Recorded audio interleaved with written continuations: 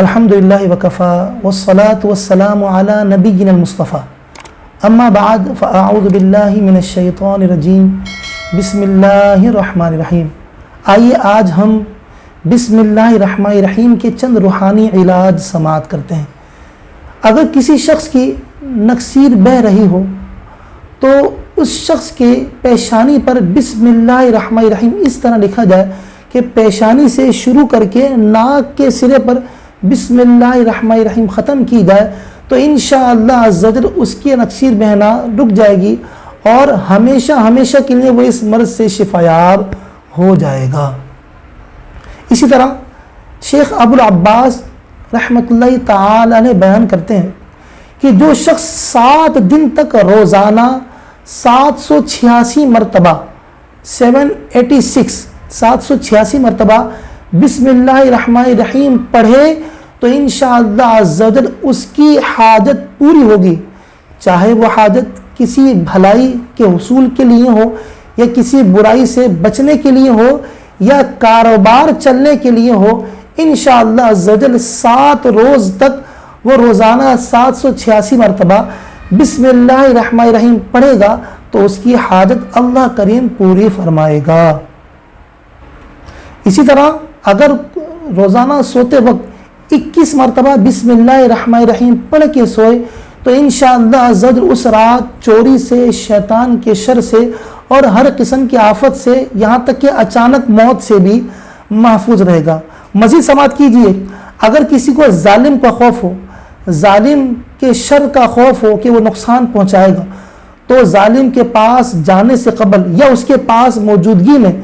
50 مرتبہ بسم اللہ الرحمن الرحیم پڑھ لے گا تو انشاءاللہ عز و جل ظالم پر ایسی ہیبت طاری ہوگی کہ یہ شخص پڑھنے والا اس کے شر سے محفوظ ہو جائے گا۔ اگر کوئی شخص پریشان حال ہو، تنگ دستی میں مبتلا ہو، کاروبار ختم ہو گیا، روزگار نہیں ہے تو اسے چاہیے کہ روزانہ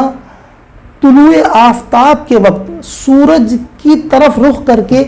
300 مرتبہ بسم اللہ الرحمن الرحیم پڑھے اور ساتھ میں 300 مرتبہ درود پاک پڑھے۔ انشاءاللہ عز و جل جلد ہی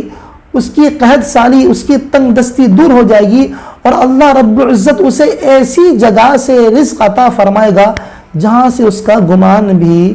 نہ ہوگا۔ اگر کوئی بچہ کند ذہن ہو، حافظہ کمزور ہو، یاد نہ ہوتا ہو تو اسے چاہیے